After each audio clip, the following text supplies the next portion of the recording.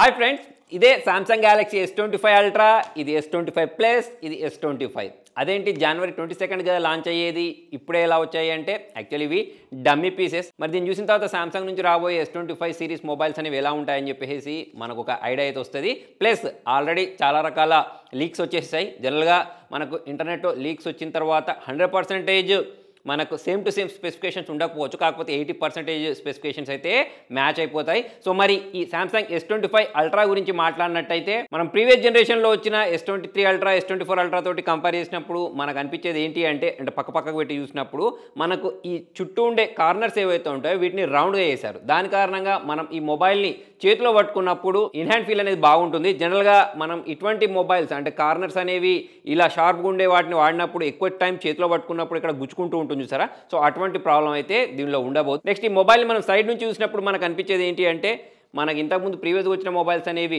రౌండెడ్గా ఉండేవి ఫ్రేమ్స్ అనేవి, కాకపోతే ఇది మనకు ఫ్లాట్గా కనిపిస్తుంది. నెక్స్ట్ మనం పైనుంచి చూసినప్పుడు మనకు అనిపించేది ఏంటి అంటే దీనికి సంబంధించిన థిక్నెస్ అనేది తగ్గిపోయింది. దానికి రీజన్ దీనిలో వీళ్ళు గ్రేడ్ 5 టైటానియం యూజ్ చేసిన కారణంగా లాస్ట్ టైంతో అంటే ప్రీవియస్ మొబైల్స్తో పోల్చుకున్నట్టయితే లైట్ వెయిట్ కూడా ఉంటుందని చెప్తున్నారు. ప్రీవియస్గా నేను వాడిన Samsung Galaxy S23 ultra, S24 ultra గురించి మాట్లాడితే మొబైల్ మొత్తం సూపర్ ఉండేది, కాకపోతే ఇక మనం చేతిలో ఒక అరకిలో బాట్ని పట్టుకొని తిరిగినట్టే. సో అంత బరువు ఉంటుంది. సో మరి దీంట్లో మనకు వెయిట్ అనేది కొంచెం తగ్గుద్దని చెప్పేసి అయితే చెప్తున్నారు. నెక్స్ట్ మనం పోర్ట్స్ గురించి మాట్లాడినట్టయితే సేమ్ టు సేమ్ ఉన్నాయి. పోర్ట్స్లలో మనకు ఎక్కడ కూడా చేంజెస్ కనిపించట్లేదు. ఈ S Pen పెట్టుకునే ప్లేస్ అయినా కానివ్వండి, టైప్ సి పోర్ట్ అయినా కానివ్వండి, సిమ్ ట్రే అయినా కానివ్వండి, పైన ఇచ్చిన noise cancellation buttons, volume rockers అన్నీ డిట్టో ఉన్నాయి. మరి మీరు బ్యాక్ సైడ్ నుంచి చూసినట్టయితే ఇక్కడ మన కెమెరా చుట్టూ రింగ్ లాగా వచ్చింది చూడండి. జనరల్గా మన సామ్సంగ్ గ్యాలక్సీ Z Fold 6 ఎవరైతే వాడుంటారో వాళ్ళకు సేమ్ ఇటువంటి డిజైన్ లాగానే అనిపిస్తూ ఉంటుంది. Samsung S24 ultra, S23 అల్ట్రాలో design అనేది వేరే లాగా ఉండేది. ఇందులో మాత్రం కొంచెం రింగ్ లాగా వచ్చినట్టయితే అనిపిస్తుంది. ఫ్రంట్ డిస్ప్లే గురించి మాట్లాడితే ఆల్రెడీ వచ్చిన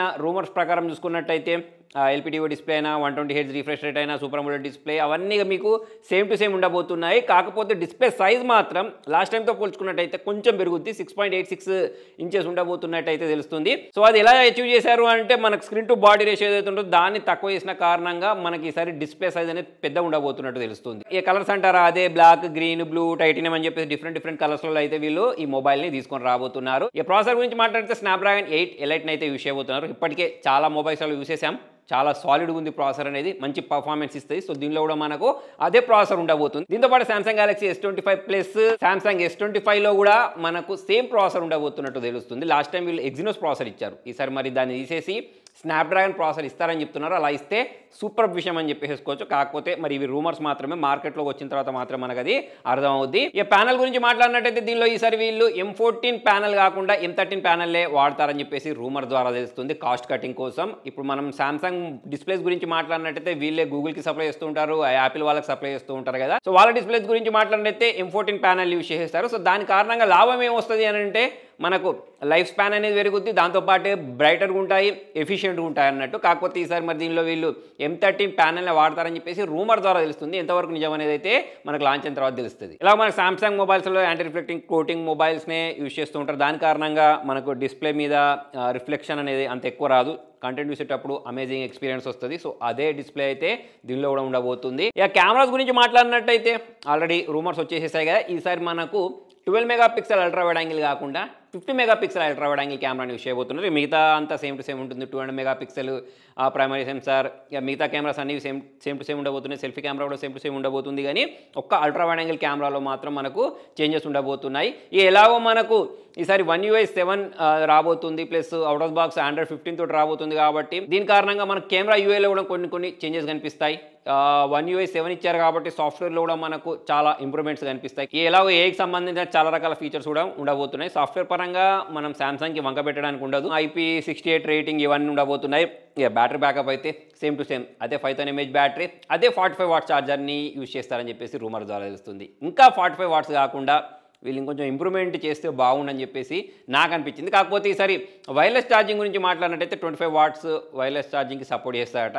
అయినా కూడా మనకు ఫాస్ట్ ఛార్జింగ్ అనేది అట్లీస్ట్ ఒక 80 వాట్స్ ఇస్తే మన మొబైల్ని ఫాస్ట్గా ఛార్జ్ చేసేసుకోవచ్చు. ఎవరు సామ్సంగ్ మొబైల్ వాడిన వాళ్ళైనా సరే చెప్పేది ఏంటి అని అంటే ఫాస్ట్ ఛార్జింగ్ ఒక్కటిస్తే మొబైల్ అనేది అదిరిపోయేది అనుకుంటూ ఉంటారు. అది ఫోల్డ్ 4 తీసుకున్నా, లేకపోతే మీరు ఫ్లిప్ ఫోన్ తీసుకున్నా, ఇలా Samsung S24 ultra, S23 ultra, లేకపోతే రాబోయే S25 అల్ట్రా తీసుకున్నా సరే ఛార్జింగ్ స్పీడ్లో ఇంప్రూవ్మెంట్ ఉంటే బాగుంటుంది అని చెప్పేసి చాలా మంది అనుకుంటూ ఉంటారు. మరి మీకు కూడా అలానే అనిపిస్తుందా, లేకపోతే 45 వాట్స్ ఛార్జర్ ఉన్న సరిపోద్దా అనేది కింద కామెంట్లో రాయండి. దీనిలో మనకు స్టోరేజ్ టైప్ గురించి మాట్లాడితే ఎలా వీళ్ళు హయ్యర్లో 1 TB ఇస్తూ ఉంటారు. దాంతోపాటే మనకు 12 GB ర్యామ్ కాకుండా 16 GB ర్యామ్తో పాటు ఈసారి ఈ మొబైల్ తీసుకొని రాబోతున్నట్టు తెలుస్తుంది. ఇక S25 ప్లస్ S25 గురించి మాట్లాడినట్టయితే ప్రీవియస్గా వీళ్ళు తీసుకొచ్చిన S24, S23 ఎలాగైతే ఉంటుందో సేమ్ టు సేమ్ నాకు అలానే కనిపించేస్తున్నాయి. తేడా ఏం లేదు. ఒక్క ఈ కెమెరా హౌసింగ్ ఏదైతే ఉంటుందో అంటే ఇక్కడ రింగ్ అనేది కొంచెం డిఫరెంట్గా అనిపిస్తుంది తప్పిస్తే ఇక మనకు లెంత్ ప్రకారం చూసుకున్నా, విడ్త్ ప్రకారం చూసుకున్నా అన్నీ సేమ్ టు సేమ్ లాగానే అనిపించేస్తున్నాయి. అదే సేమ్ బట్ డిఫరెంట్ అంటారు చూసారా, సో అలానే మనకు సేమ్ టు సేమ్ కనిపిస్తున్నాయి. అల్ట్రాలో మాత్రం మనకు చేంజెస్ కనిపిస్తూ ఉంటాయి. S24 అల్ట్రా ఏంటి, S25 అల్ట్రా ఏంటి అనేది దీని రౌండెడ్ కార్నర్స్ తోటి, తర్వాత ఇక్కడ మనకు సైడ్కు ఉండే ఫ్లాట్ ఫ్రేమ్ యూస్ చేసి అర్థం చేసుకోవచ్చు. కానీ అదే మన S25 ప్లస్ S25 గురించి మాట్లాడినట్టయితే మాత్రం మీకు పెద్ద తేడా అయితే ఏమనిపించలేదు. కాకపోతే ఇలా లుక్ పరంగా తేడా ఉన్నా ఉండకపోయినా మనకు ప్రాసెసర్ అయితే మారిస్తే సరిపోద్ది. ఎగ్జినోస్ ప్రాసెసర్ కాకుండా స్నాప్డ్రాగన్ ప్రాసెసర్ తీసుకొస్తే సరిపోద్ది. ఇక మనం కెమెరా పరంగా చూసుకున్నా, ఛార్జింగ్ పరంగా చూసుకున్నా అన్నీ సేమ్ టు సేమ్ ఉండబోతున్నాయి. మరి S25 ఎందుకు కొనుక్కోవాలి, S24 కొనుక్కుంటే అయిపోద్ది అని అంటే ప్రాసెసర్ చేంజ్ ఉంటుంది కదా. సో మరి కొత్త మొబైల్ కదా, సో దానికోసం అయితే కొనుక్కోవాల్సి వస్తుంది. ఇక దీంతో పాటు ఇంకొక రూమర్ ఏంటి అంటే వీళ్ళు S25 స్లిమ్ అనే పేరుతోటి ఇంకొక మొబైల్ని కూడా మార్చ్ వరకు తీసుకొస్తారట. సో దానిలో ప్రత్యేకత ఏంటి అంటే స్లిమ్గా ఉంటుంది.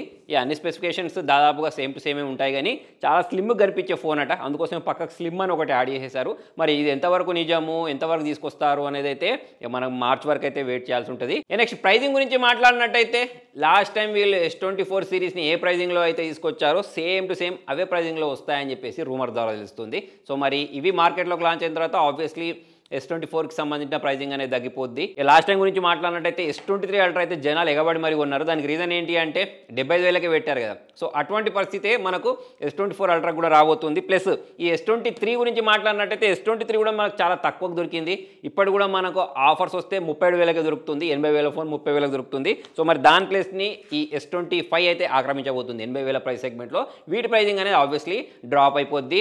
S24 సంబంధించిన ప్రైస్ కూడా డ్రాప్ అవుద్ది. సో మరి డమ్ యూనిట్సే కాకుండా త్వరలో రియల్ యూనిట్స్ సంబంధించిన అన్బాక్సింగ్ కూడా జనవరిలో ఉండబోతుంది. మరి దానికోసం ఎంతమంది వెయిట్ చేస్తున్నారో కూడా కింద కామెంట్లో రాయండి. వీడియో నచ్చినట్టయితే లైక్ చేయండి, షేర్ చేయండి. Thank you.